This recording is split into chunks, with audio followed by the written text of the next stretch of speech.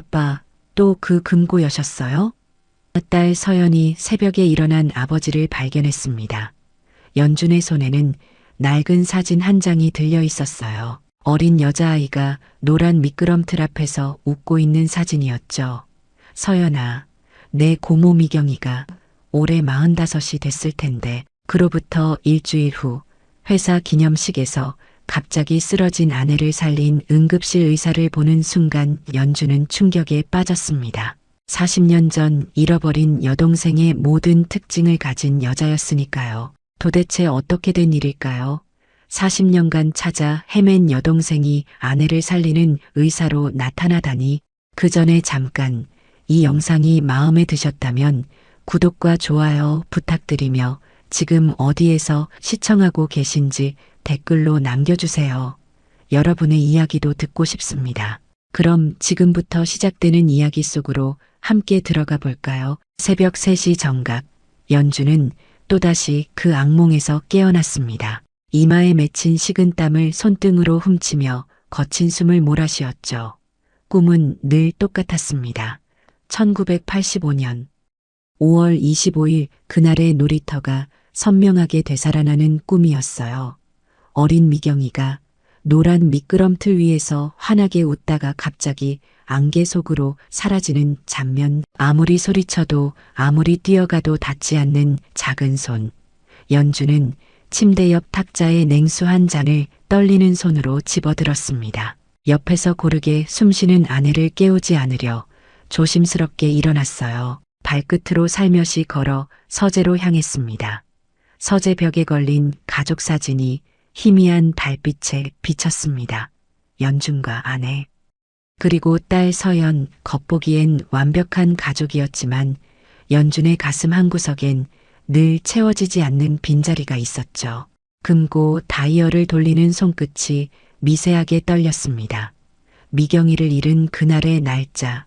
금고 안에는 두꺼운 파일 하나가 들어 있었어요. 실종 아동 찾기라고 적힌 파일을 꺼내 책상 위에 조심스럽게 펼쳤습니다. 첫 장에는 바래진 사진 한 장이 있었습니다. 왼손 약지가 살짝 굽어 있고 목 뒤에 나비 모양 반점이 선명한 어린아이 미경이의 마지막 모습이었죠. 연주는 사진 속 동생의 얼굴을 손가락으로 어루만졌습니다. 파일을 넘기자 40년간 모은 자료들이 나왔습니다. 경찰 수사 기록, 목격자 진술서, 사설 탐정, 보고서, 전국 미아보호조 명단, 매년 작성한 나이별 몽타주 사진까지. 연주는 이 모든 것을 외울 정도로 반복해서 봐왔지만 오늘도 또 한 장 한 장 넘겨보았습니다. 서랍 깊숙한 곳에서 또 다른 상자를 꺼냈습니다. 안에는 편지 40통이 가지런히 놓여 있었어요. 매년 미경이 생일에 쓴 편지들이었죠. 올해 편지를 꺼내 읽기 시작했습니다. 미경아, 올해도 내 생일이 왔구나. 45살이 되었겠네. 어떤 모습으로 자랐을까? 의사가 되었을까? 선생님이 되었을까? 결혼은 했을까? 편지를 읽던 연준의 눈가에 눈물이 맺혔습니다. 그때 서재 문이 살짝 열리는 소리가 들렸어요. 아빠 또 못 주무시고 계셨어요. 서연이 걱정스러운 표정으로 들어왔습니다. 연주는 황급히 편지를 상자에 넣고 파일을 닫았어요. 아니다. 그냥 잠이 안 와서. 서연은 아버지의 붓기 어린 눈을 보고 모든 것을 알아차렸지만 더 묻지 않았습니다. 대신 연준의 어깨를 부드럽게 감쌌어요. 아빠, 내일 엄마 병원 가시는 날이잖아요. 얼마 전부터 엄마 가슴 통증 호소하셨는데 꼭 가보셔야 해요. 연주는 고개를 끄덕였습니다. 알아. 근데 회사 창립 35주년 기념식이 코앞인데. 그 다음 주로 미루면 안 될까? 안 돼요. 의사 선생님이 더 이상 미루면 안 된다고 하셨잖아요. 약도 꾸준히 드셔야 하고. 서연이 단호하게 말했습니다. 연주는 그런 딸을 보며 또 다른 걱정이 밀려왔어요. 미경이를 잃고 이제 아내마저 잃는다면 어떻게 하나. 걱정 마. 간단한 검사라고 했잖니. 아내가 문을 열고 들어오며 안심시키려 웃어 보였지만 얼굴빛은 최근 들어 부쩍 창백해 보였습니다. 다음 날 오후 연주는 강남의 한 카페에서 친구 은지를 기다리고 있었습니다. 아내는 결국 검사를 다음 주로 미뤘고 연준도 회사로 출근했죠. 연준의 마음 한편엔 불안감이 자리 잡고 있었지만 매달 마지막 주 금요일에 은지를 만나는 이 약속만은 지키고 싶었습니다.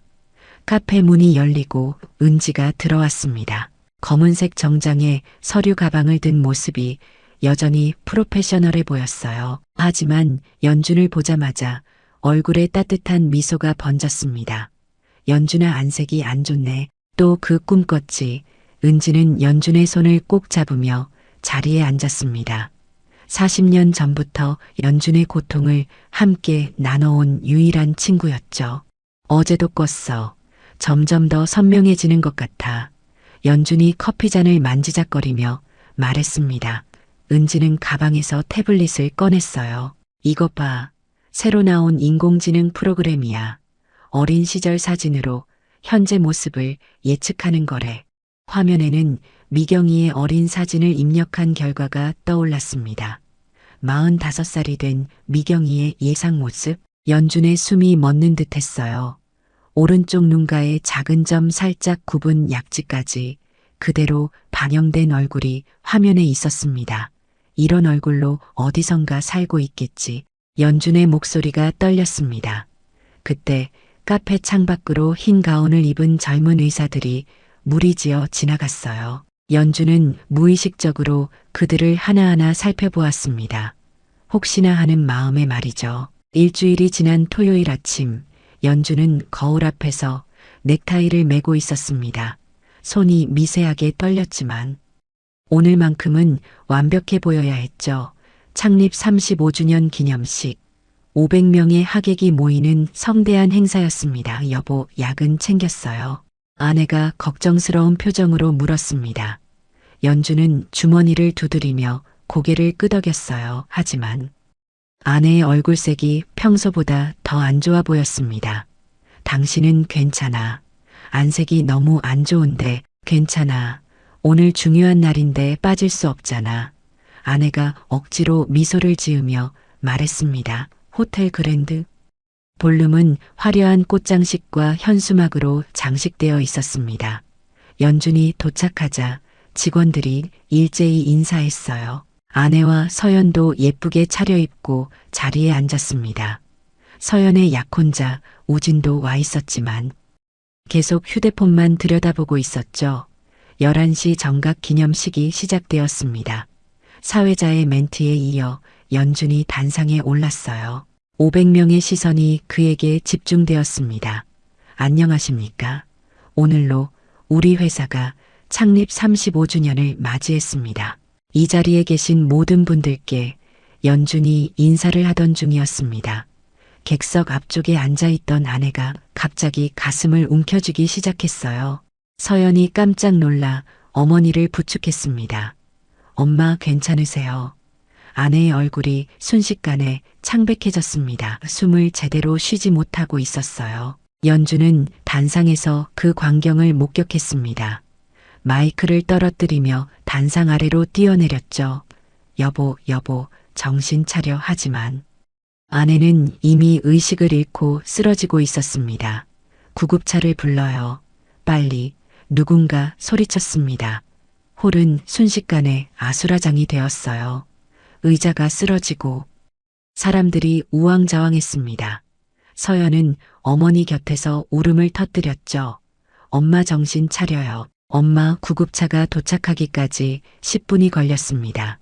그 10분이 마치 10시간처럼 느껴졌어요. 구급대원들이 들것에 아내를 옮기고 산소 마스크를 씌웠습니다. 보호자 한 분만 동승하세요. 연준이 구급차에 올랐습니다. 차 안에서 구급대원이 심전도를 확인하며 얼굴을 찌푸렸어요. 급성 심근경색 같습니다. 빨리 가야 해요.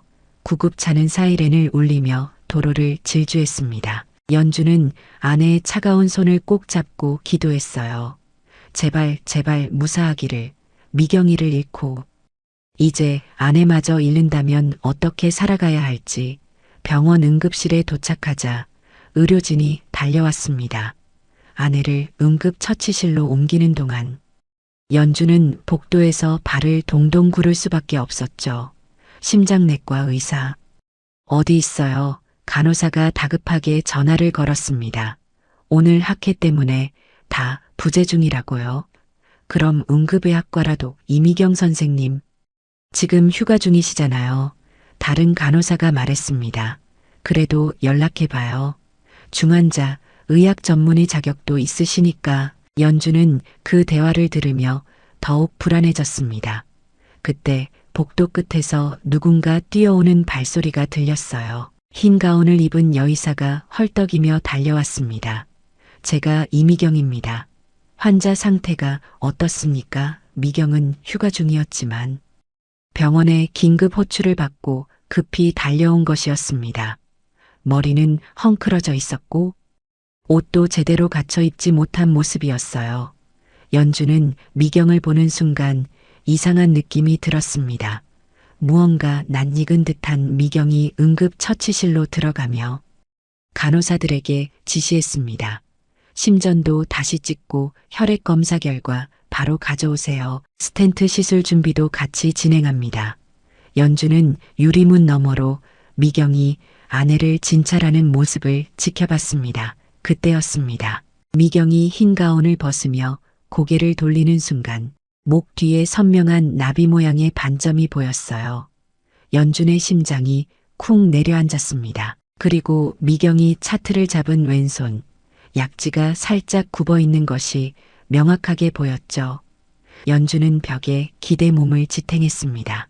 40년 전 잃어버린 여동생의 특징과 정확히 일치했어요. 하지만 지금은 그런 생각을 할 때가 아니었습니다. 아내의 생명이 위급했으니까요. 미경이 응급처치실에서 나왔을 때 그녀의 이마엔 땀방울이 맺혀 있었습니다. 마스크를 벗으며 연준에게 다가왔어요.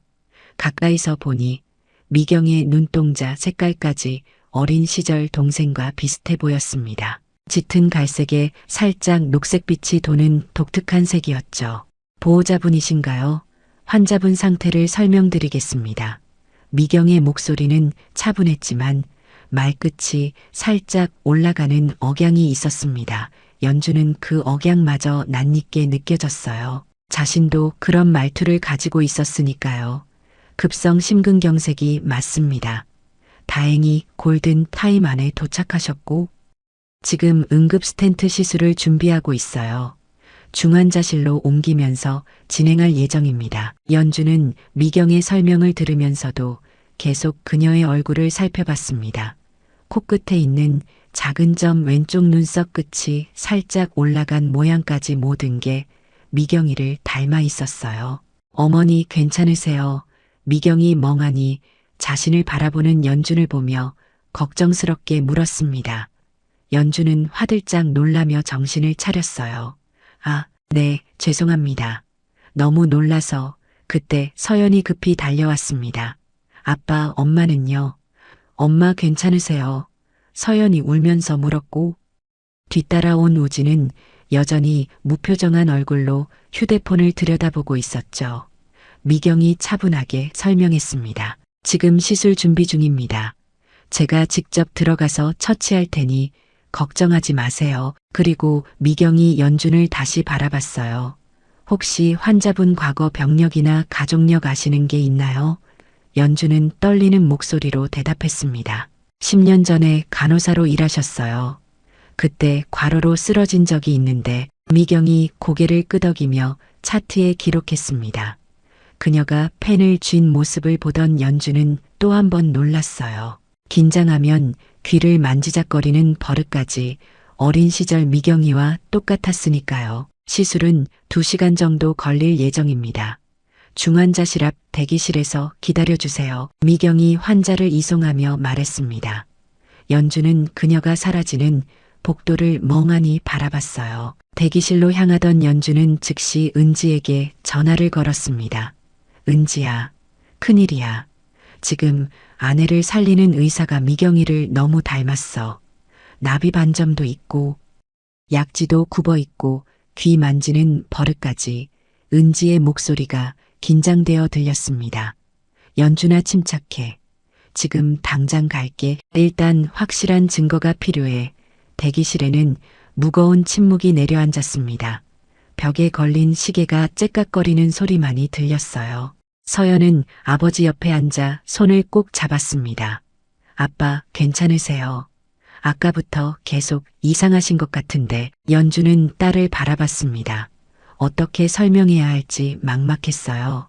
서연아, 혹시 내 고모 미경이 이야기 들어본 적 있지? 네, 할머니 제사 때마다 할아버지가 우셨잖아요. 아빠도 매년 편지 쓰시는 거 알아요. 서연이 조용히 대답했습니다. 그런데 왜 갑자기 아니다. 그냥. 연주는 말을 흐렸습니다. 그때 우진이 자리에서 일어나 어디론가 전화를 걸며 복도로 나갔어요. 은지가 숨을 헐떡이며 도착한 것은 30분 후였습니다. 손에는 노트북이 들려 있었죠. 연준아, 일단 그 의사 신상부터 확인해보자. 병원 홈페이지 들어가면 나올 거야. 은지가 노트북을 열어 병원 사이트에 접속했습니다. 응급의학과 이미경, 중환자의학. 세부 전문의. 그런데 학력란을 보니 은지의 표정이 굳어졌어요. 연준아, 이 사람 의대 장학생으로 입학했대. 그리고 출신이 성모 보육원이라고 적혀 있어. 연준의 심장이 멎는 것 같았습니다. 보육원 출신이라고. 은지가 빠르게 검색을 시작했습니다. 성모 보육원. 1985년 당시 이 근처에 있던 보육원이 맞네. 그리고 입소 기록을 보니 은지가 말을 멈췄습니다. 화면에 떠오른 오래된 신문 기사를 보고 있었어요. 1985년 6월 3일 기차역에서 발견된 신원미상 여자아이 보육원 입소. 발견 당시 5살 추정. 왼손 약지 굽음, 목 뒤 반점 특징. 연준이 은지의 어깨 너머로 화면을 봤습니다. 그리고 다음 문장을 읽는 순간 세상이 멈춘 것 같았어요. 당시 간호사로 근무하던 박미자 씨가 기차역에서 발견해 경찰에 신고. 연준은 의자에 주저앉았습니다. 아내가 40년 전 미경이를 발견한 사람이었다니. 은지가 연준의 손을 꼭 잡았습니다. 연준아, 이건 운명이야. 내 아내가 40년 전에 미경이를 구했고 이제 미경이가 내 아내를 구하고 있는 거야. 두 사람은 한참을 말없이 앉아 있었습니다. 그때 우진이 복도에서 돌아왔어요. 그의 표정이 심상치 않았습니다. 아버님, 혹시 저 의사 선생님 신상 아세요? 우진이 조심스럽게 물었습니다. 연준이 고개를 들어 우진을 바라봤어요. 왜 그러니? 아니, 그냥 실력이 좋은 분인 것 같아서요. 우진이 능청스럽게 대답했지만 그의 눈빛은 의심으로 가득했습니다. 사실 우진은 아까부터 이상한 낌새를 눈치채고 있었어요. 연준이 미경을 보는 눈빛이 보통이 아니었으니까요. 그리고 만약 저 의사가 정말 서연의 고모라면 상속 구도가 완전히 바뀔 수 있었습니다. 우진은 화장실로 가는 척하며 다시 전화를 걸었습니다. 여보세요. 사설탐정 사무소죠. 급하게 조사할 사람이 있는데요. 이미경이라는 의사입니다. 모든 신상 정보를 알아내 주세요. 돈은 얼마든지 드리겠습니다. 한편 수술실에서는 미경이 온 신경을 집중하고 있었습니다. 환자의 심장 상태가 예상보다 좋지 않았어요. 관상동맥 2군데가 막혀 있었고 심근의 일부가 손상되기 시작했습니다. 담당 간호사가 걱정스럽게 말했습니다. 선생님, 혈압이 떨어지고 있어요. 미경이 침착하게 대응했습니다. 승합제 투여하고 스텐트 삽입 준비하세요. 할 수 있습니다. 미경은 수술을 하면서 이상한 감정을 느꼈습니다. 아까 복도에서 만난 그 남자, 왜인지 모르게 낯익은 느낌이 들었어요. 그의 눈빛에서 뭔가 간절함 같은 것이 느껴졌고 미경은 고개를 저으며 집중했습니다. 지금은 환자를 살리는 것이 먼저였으니까요. 2시간이 지나고 수술실 불이 꺼졌습니다. 미경이 지친 얼굴로 나왔어요. 마스크를 벗으며 대기실로 향했습니다. 시술은 성공적이었습니다. 막힌 혈관에 스텐트를 삽입했고 혈류가 정상적으로 회복되었어요. 이제 중환자실에서 경과를 지켜봐야 합니다. 연준이 깊이 고개를 숙였습니다. 정말 감사합니다. 선생님 덕분에 아내가 살았습니다. 서연도 눈물을 닦으며 감사 인사를 했죠. 미경이 부드럽게 미소 지었습니다. 제 일을 한 것뿐입니다. 환자분은 1시간 후에 뵐 수 있을 거예요. 미경이 돌아서려는데 연준이 급히 불렀습니다. 저 선생님, 혹시 실례가 안 된다면 여쭤봐도 될까요? 미경이 멈춰서 연준을 바라봤어요. 네, 말씀하세요. 선생님 고향이 어디세요? 연준의 떨리는 목소리에 미경이 잠시 당황한 표정을 지었습니다. 저는 사실 잘 모릅니다. 보육원에서 자랐거든요. 연준의 눈에서 눈물이 흘러내렸습니다. 은지가 연준의 어깨를 잡았어요. 중환자실 앞 대기실에서 연준은 은지와 긴 대화를 나눴습니다. 창밖으로는 어둠이 내리고 있었어요. 은지야, 어떻게 확인할 수 있을까? DNA 검사밖에 없어. 하지만 어떻게 자연스럽게 샘플을 구하지? 은지가 고민하며 말했습니다. 내일 당직실 청소할 때 머리카락을 구할 수 있을 것 같아. 그런데 연준아, 만약 정말 미경이가 맞다면 어떻게 할 거야? 연준은 대답하지 못했습니다. 40년 만에 찾은 여동생에게 뭐라고 말해야 할지. 그때 우진이 다가왔습니다. 아버님, 제가 알아본 게 있는데요. 우진의 목소리가 차갑게 들렸어요. 저 의사 선생님 신상을 좀 조사해 봤습니다. 연준과 은지가 동시에 우진을 바라봤습니다. 뭐라고? 네, 저희 어머니가 병원 재단 이사시잖아요. 인사과에 부탁해서 확인해 봤는데 보육원 출신 맞고 1985년 6월에 입소했다고 나와 있더라고요. 우진이 휴대폰 화면을 보여줬습니다. 거기에는 미경의 인사 파일이 떠 있었어요. 연준은 우진이 왜 이런 조사를 했는지 직감적으로 알았습니다. 우진은 상속 문제를 걱정하고 있는 거였죠. 우진 씨, 이건 개인정보 아닌가요? 은지가 날카롭게 물었습니다. 변호사 특유의 냉정한 목소리였어요. 아니, 그냥 아버님이 이상하게 행동하셔서 걱정되어서요. 우진이 변명했지만 그의 의도는 명백했습니다. 그날 밤 우진은 어머니에게 전화를 걸었습니다. 엄마, 큰일 났어요. 서연이 고모가 나타날 수도 있어요. 뭐라고? 우진의 어머니 목소리가 날카로워졌습니다. 장인어른이 40년 전에 잃어버린 여동생이 있는데 지금 장모님을 수술한 의사가 그 사람일 가능성이 높아요. DNA 검사하려는 것 같던데 막아야지. 상속 구도가 바뀌면 안 되잖니. 어머니가 단호하게 말했습니다. 알았어. 내가 병원 이사회의 이야기에서 저 의사 지방으로 발령 내거나 문제를 만들어야겠구나. 다음 날 아침 연주는 병원 1층 카페테리아에서 미경을 다시 만났습니다. 아내가 중환자실에서 일반 병실로 옮겨졌고 상태가 많이 호전되었다는 소식을 들은 직후였어요. 선생님, 정말 감사합니다. 연준이 커피를 건네며 말했습니다. 미경이 미소 지으며 받았어요.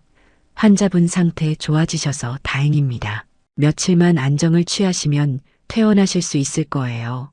두 사람이 마주 앉아 커피를 마시는데 이상한 침묵이 흘렀습니다. 연주는 미경을 바라보며 수없이 질문하고 싶었지만 참았어요. 선생님은 가족이 없으시다고 했는데 외롭지 않으세요? 연준이 조심스럽게 물었습니다. 미경의 표정이 잠시 어두워졌습니다. 처음에는 외로웠죠. 하지만 이제는 익숙해졌어요. 의사라는 직업이 제게 의미를 줬으니까요. 혹시 가족을 찾아보신 적은 어렸을 때는 많이 찾아봤죠. 하지만 아무 단서도 없었어요. 이제는 포기했습니다. 미경이 쓸쓸하게 웃었습니다. 그런데 이상한 건 가끔 꿈을 꿔요. 노란 미끄럼틀이 있는 놀이터에서 누군가 제 이름을 부르는 꿈. 연준의 심장이 쿵 내려앉았습니다. 그 꿈 자주 꾸세요? 네, 어렸을 때부터요. 정신과 선생님한테 물어봤는데 무의식의 기억일 수도 있다고 그 순간 연준은 확신했습니다. 이 사람이 분명 미경이라고 하지만 그때 우진이 다가왔어요. 아버님, 어머니께서 찾으세요. 우진의 차가운 시선이 미경을 후쳤습니다. 미경은 시계를 보고 일어났어요. 저도 가봐야겠네요. 회진 시간이라 미경이 떠난 후 우진은 연준에게 말했습니다. 아버님, 너무 성급하게 행동하지 마세요. 만약 저 의사가 정말 고모님이 아니라면 곤란해지잖아요. 연준은 우진의 의중을 꿰뚫어 봤습니다. 재산 걱정하는 거지. 우진 얼굴이 굳어졌습니다. 아니, 그게 아니라 그날 오후 미경은 이상한 일들을 겪기 시작했습니다. 환자 차트가 사라지고 수술 일정이 갑자기 바뀌고 동료들이 수군거리며 자신을 피하는 것 같았어요. 휴게실에서 커피를 마시던 중 동료 의사가 조심스럽게 다가왔습니다. 미경아, 너 조심해. 윗선에서 내 얘기가 나오고 있어. 무슨 얘기? 정확히는 모르겠는데. 내가 환자 보호자랑 부적절한 관계라는 소문이 돌아 미경은 황당했습니다. 전혀 근거 없는 이야기였어요. 하지만 누가 왜 이런 소문을 퍼뜨리는 걸까요? 한편 은지는 DNA 검사 기관을 찾아갔습니다. 손에는 2개의 봉투가 들려 있었어요. 하나는 연준의 샘플이고 다른 하나는 미경의 당직실에서 구한 머리카락이었습니다. 일주일 후면 결과가 나옵니다. 검사원이 말했습니다. 은지는 고개를 끄덕이고 나왔어요. 그런데 검사기관 건물을 나서는 순간 누군가 자신을 지켜보고 있다는 느낌이 들었습니다. 뒤를 돌아봤지만 아무도 없었어요. 며칠 후 미경은 인사위원회에 불려갔습니다. 전혀 예상하지 못한 일이었어요. 이미경 선생님, 최근 환자 보호자와 부적절한 관계를 맺고 있다는 제보가 있었습니다. 인사과장의 말에 미경은 어이가 없었습니다. 그게 무슨 말씀이신가요? 전혀 사실이 아닙니다. 하지만 여러 목격자가 있다고 하는데요. 미경은 함정에 빠진 것을 깨달았습니다. 누군가 조직적으로 자신을 공격하고 있었어요. 일주일 정직 처분이 내려졌습니다. 근거도 없는 모함이었지만 병원 이사회의 압력 앞에서는 무력했습니다. 미경은 병원 복도에서 멍하니 서 있었습니다. 평생 의사가 되기 위해 노력했는데 이런 부당한 대우를 받다니. 그때 은지가 급히 달려왔어요. 이미경 선생님, 잠깐 이야기 좀 할 수 있을까요? 저는 오은지 변호사라고 합니다. 은지가 명함을 내밀었습니다. 미경이 의아한 표정으로 명함을 받았어요. 무슨 일이신지 선생님께 중요한 이야기가 있습니다. 김연준 씨 아시죠? 네, 제가 수술한 환자분 남편분이신데 사실은 선생님과 관련된 중요한 일이 있어서요. 은지가 조심스럽게 말을 꺼냈습니다. 그때 연준에게서 전화가 왔어요. 은지야, DNA 검사 결과 나왔어. 은지의 얼굴이 긴장으로 굳어졌습니다. 결과가 어떻게 99.9% 일친 미경이가 맞아. 연준의 목소리가 떨렸습니다. 은지는 미경을 병원 옥상으로 데려갔습니다. 조용히 이야기할 수 있는 곳이 필요했으니까요. 선생님, 제가 지금부터 하는 이야기가 믿기 어려우실 수도 있습니다. 은지가 서류 봉투를 꺼내며 말했습니다. 미경은 불안한 표정으로 은지를 바라봤어요. 김연준 씨에게는 40년 전에 잃어버린 여동생이 있습니다. 이름은 김미경. 1985년 5월 25일에 실종되었죠. 은지가 오래된 사진을 꺼내 보였습니다. 5살 여자아이가 노란 미끄럼틀 앞에서 웃고 있는 사진. 미경의 손이 떨리기 시작했습니다. 그리고 이게 DNA 검사 결과입니다. 선생님과 김연준 씨가 친남매일 확률이 99.9%예요. 은지가 검사 결과지를 내밀었습니다. 미경은 그 자리에 주저앉았습니다. 이럴 수가 40년간 가족을 찾았는데 그런데 왜 지금 갑자기 선생님이 수술하신 환자분이 김현준 씨 부인이십니다. 그리고 놀라운 건 그 부인이 40년 전에 선생님을 기차역에서 발견해서 구해주신 분이에요. 은지가 오래된 신문 기사를 보여줬습니다. 미경은 눈물을 흘리며 기사를 읽었어요. 그때 문이 열리고 연준이 올라왔습니다. 미경아, 정말 너 맞니? 내 동생 미경이. 연준이 떨리는 목소리로 물었습니다. 미경은 연준을 바라봤습니다. 낯선 사람이었지만 이상하게 친근한 느낌이 들었어요. 오빠라고 불러야 하나요? 미경의 목소리가 갈라졌습니다. 연준은 미경을 끌어안았습니다. 40년을 기다렸어. 정말 미안해. 형이 잘못했어. 두 사람은 한참을 그렇게 서 있었습니다. 하지만 감동적인 재회도 잠시 연준의 휴대폰이 울렸습니다. 서연이었어요. 아빠 큰일 났어요. 엄마가 다시 쓰러지셨어요. 연준과 미경은 즉시 병실로 뛰어갔습니다. 아내가 침대에서 가슴을 움켜쥐고 있었어요. 호흡이 거칠고 얼굴이 창백했습니다. 서연이 울면서 간호사 호출 버튼을 누르고 있었죠. 미경이 재빨리 환자를 확인했습니다. 스텐트 제협착일 수 있어요. 즉시 재수술이 필요합니다.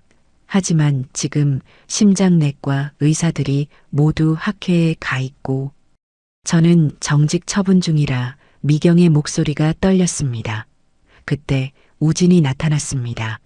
정직 중인 의사가 수술하면 문제가 되잖아요. 우진이 차갑게 말했습니다. 그럼 환자가 죽으라는 거야. 연준이 소리쳤습니다. 다른 병원으로 이송하시죠. 하지만 지금 상태로는 이송 중에 위험할 수 있습니다. 담당 간호사가 말했습니다. 병원 복도는 긴장감으로 가득 찼어요. 그때 인사과장이 나타났습니다. 이미경 선생님은 정직 중이니 의료행위를 할 수 없습니다. 환자가 죽어가는데 그게 중요합니까? 미경이 분노했습니다. 그때 아내가 침대에서 희미하게 손을 뻗었어요. 여보, 저 의사 선생님. 좀. 아내의 목소리는 가까스로 들릴 정도였습니다. 연준이 아내의 손을 잡았습니다. 당신 이 선생님이 누군지 알아? 아내가 미경을 바라봤습니다. 희미한 눈빛으로 미경의 얼굴을 살펴봤어요. 그리고 목 뒤에 나비 반점을 보는 순간 무언가 기억이 떠오르는 것 같았습니다. 기차역, 그 아이, 아내가 중얼거렸습니다. 그래, 40년 전에 당신이 구해준 아이야. 그리고 내 동생이야. 연준이 눈물을 흘리며 말했습니다. 복도에 있던 모든 사람이 조용해졌습니다. 우진의 얼굴이 창백해졌어요. 연준이 복도에 있는 모든 사람을 향해 큰 소리로 말했습니다. 이 의사는 제 여동생입니다. 40년 만에 찾은 제 가족이에요. 그리고 지금 그 여동생이 제 아내를 살릴 수 있는 유일한 사람입니다. 누가 감히 막을 수 있겠습니까? 연준의 목소리가 병원 복도에 울려 퍼졌습니다. 주변에 있던 의료진들이 모두 숙연해졌어요. 미경은 연준을 바라봤습니다. 그리고 아내를 내려다봤죠. 40년 전 자신을 구해준 사람이었습니다. 제가 수술하겠습니다. 모든 책임은 제가 지겠습니다. 미경이 단호하게 말했습니다. 담당 간호사가 고민하다가 결정을 내렸습니다. 책임은 제가 함께 지겠습니다. 준비합시다. 미경은 수술복을 입으러 갔습니다. 우진이 연준에게 다가왔어요. 아버님, 이러시면 법적으로 문제간 조용히 해. 지금 당장 여기서 나가. 연준이 차갑게 말했습니다. 서연도 우진을 노려봤어요. 우진 씨, 우리 그만 만나요. 당신이 이렇게까지 냉정한 사람인 줄 몰랐어요. 서연이 약혼 반지를 빼서 우진에게 던졌습니다. 수술실 빨간불이 켜졌습니다. 미경이 들어간 것이었어요. 연준과 서연은 수술실 앞에서 기도했습니다. 은지도 함께였죠. 3시간이 지났습니다. 긴 시간이었어요. 마침내 수술실 문이 열렸습니다. 미경이 지친 얼굴로 나왔어요. 마스크를 벗으며 미소를 지었습니다. 수술 성공했습니다. 형수님 괜찮으세요? 미경이 자연스럽게 형수님이라고 부르자 연주는 눈물을 흘렸습니다. 정말 고맙다. 미경아, 연준이 동생을 끌어안았습니다. 서연도 다가와 미경을 안았어요. 고모 처음 뵙습니다. 서연이 울면서 웃었습니다. 회복실에서 아내가 눈을 떴습니다. 희미하게 주변을 둘러보다가 미경을 발견했어요. 선생님, 아니 미경이, 아내가 손을 뻗었습니다. 미경이 그 손을 잡았어요. 형수님, 40년 전에 구해주셔서 감사합니다. 아내가 눈물을 흘렸습니다. 아니야, 내가 더 고마워. 내가 이렇게 훌륭하게 자라줘서 너무 다행이야. 1년이 흘렀습니다. 5월 25일 한때는 연준에게 가장 슬픈 날이었던 이 날이 이제는 가장 행복한 날이 되었어요. 새벽부터 집안은 분주했습니다. 아내자 주방에서 미역국을 끓이고 있었고 서연이 상을 차리고 있었죠. 연준은 서재에서 금고를 열었습니다. 하지만 이번에는 슬픔이 아니라 기쁨으로 열었어요. 40통의 편지가 담긴 상자를 꺼냈습니다. 오늘 미경에게 줄 선물이었죠. 초인종이 울렸습니다. 미경이 와 있었어요. 손에는 케이크 상자를 들고 있었습니다. 오빠 형수님 왔어요. 미경의 밝은 목소리가 집안에 울려 퍼졌습니다. 1년 사이에 미경은 완전히 가족의 일원이 되어 있었어요. 미경아, 어서 와. 아내가 앞치마를 두른 채 나와 미경을 안았습니다. 고모, 오늘 특별한 날이니까 일찍 오셨어야죠. 서연이 미경의 손을 잡으며 웃었습니다. 1년 전 우진과 헤어진 서연은 이제 훨씬 밝아져 있었어요. 식탁에 둘러앉은 네 사람은 행복한 표정이었습니다. 연준이 미역국을 한 숟가락 떠서 미경에게 건넸어요. 늦었지만 생일상이야. 40년간 못 차려준 생일상. 미경은 국물을 한 숟가락 떠먹었습니다. 눈물이 날 것 같았어요. 형수님 손맛이 이런 거구나. 식사를 마치고 연준이 상자를 꺼냈습니다. 미경아, 이거 내게 주려고 40년간 준비한 거야. 상자를 열자 편지 40통이 나왔습니다. 미경은 떨리는 손으로 편지를 하나씩 꺼냈어요. 첫 번째 편지를 펼쳤습니다. 미경아, 오늘 내 6번째 생일이야. 오빠가 꼭 찾을게. 미경의 눈에서 눈물이 흘러내렸습니다. 두 번째 편지, 세 번째 편지, 40번째 편지까지 모든 편지에는 오빠의 그리움과 사랑이 담겨 있었어요. 오빠 평생 저를 찾으신 거예요. 미경이 울먹이며 말했습니다. 연준이 동생을 끌어안았습니다. 당연하지. 넌 내 유일한 동생인데 아내와 서연도 함께 안았어요. 네 사람은 한참을 그렇게 서로를 안고 있었습니다. 그날 오후 연준은 미경과 함께 묘지를 찾았습니다. 아버지 산소였어요. 아버지가 돌아가신 지도 10년이 지났습니다. 아버지, 미경이 찾아왔어요. 연준이 묘비 앞에서 말했습니다. 미경도 무릎을 꿇고 절을 올렸어요. 아버지, 죄송해요. 제가 너무 늦게 왔죠. 바람이 불어왔습니다. 마치 아버지가 대답하는 것 같았어요. 괜찮다고, 이제 왔으니 됐다고. 저녁에는 온 가족이 한강이 보이는 레스토랑에 모였습니다. 석양이 아름답게 물들고 있었어요. 미경이 와인잔을 들며 말했습니다. 건배 제의를 하고 싶어요. 모두가 잔을 들었습니다. 40년 전 운명이 우리를 갈라놓았지만 다시 운명이 우리를 만나게 했습니다. 그리고 저는 이제 완전한 가족을 가지게 되었어요. 오빠 형수님, 서연이 모두 감사합니다. 네 개의 잔이 부딪히는 맑은 소리가 울렸습니다. 연주는 행복한 눈물을 흘렸어요.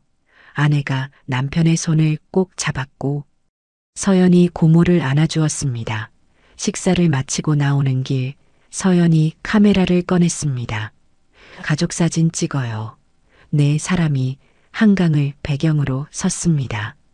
연준과 아내자 가운데에 서고 양옆에 미경과 서연이 섰어요. 하나 둘 셋 셔터가 눌렸습니다. 완벽한 가족 사진이었죠. 한편 우진은 법정에 서 있었습니다. 병원 재단 이사였던 그의 어머니도 함께였어요. 개인정보 불법 수집과 직권 남용 혐의로 기소되었고 오늘이 선고 공판이었습니다. 피고인 정우진에게 징역 1년 집행유예 2년을 선고합니다. 판사의 목소리가 법정에 울렸습니다. 우진은 고개를 떨구었어요. 모든 것을 잃었습니다. 그날 밤 미경은 새로 얻은 자신의 방에서 편지를 다시 읽고 있었습니다. 연준의 집 2층에 마련된 방이었어요. 오빠가 1년간 정성껏 꾸민 방이었죠. 미경아 자니 연준이 문을 두드렸습니다. 미경이 문을 열었어요. 아니요. 오빠 편지 읽고 있었어요.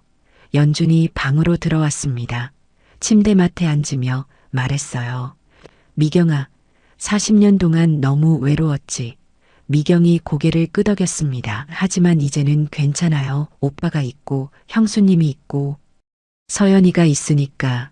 두 남매는 창밖을 바라봤습니다. 달이 밝게 떠 있었어요. 그때 아내와 서연이 들어왔습니다. 여기 다 모였네. 아내가 웃으며 말했습니다.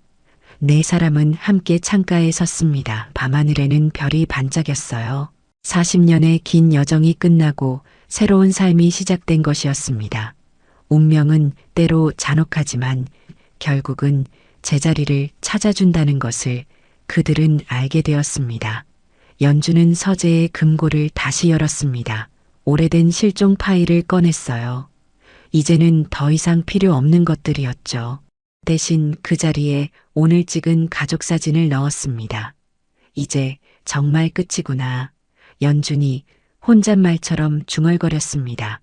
문득 창밖을 보니 보름달이 환하게 떠 있었어요. 마치 모든 것을 지켜보고 축복하는 것처럼 미경은 병원으로 복직했습니다. 부당한 징계는 모두 취소되었고 오히려 병원 측에서 사과했죠. 동료들도 진심으로 축하해 주었습니다. 그리고 미경은 이제 매주 일요일마다 오빠 집을 찾았습니다. 가족과 함께하는 시간이 가장 행복했으니까요. 어느 일요일 오후 네 사람은 공원을 산책하고 있었습니다. 그곳에는 노란 미끄럼틀이 있는 놀이터가 있었어요. 미경이 미끄럼틀 앞에서 멈춰 섰습니다. 이런 미끄럼틀 꿈에서 봤어요. 여기서 누군가 제 이름을 불렀던 것 같아요. 연준이 동생의 어깨를 감쌌습니다. 그게 나였을 거야. 내가 사라진 그날도 이런 놀이터였거든. 미경은 눈물을 흘렸습니다. 하지만 슬픔이 아니라 감사의 눈물이었어요. 40년 만에 다시 찾은 가족, 그보다 소중한 것은 없었으니까요. 우리의 이 사연이 마음에 남았다면 좋아요를 눌러주세요. 그리고 소중한 사람들과 함께 이 이야기를 나눠주시길 바랍니다. 좋은 말씀들을 댓글로 남겨주시고 어디에서 시청하고 계신지도 알려주세요. 여러분의 따뜻한 참여가 저희 제작진에게 큰 힘이 됩니다. 영상 보시고 느끼신 감정 댓글로 함께 나눠주세요. 여러분의 한마디가 누군가에겐 큰 위로가 될 수 있습니다. 영상이 마음에 드셨다면 구독과 좋아요, 응원 부탁드립니다. 감사합니다.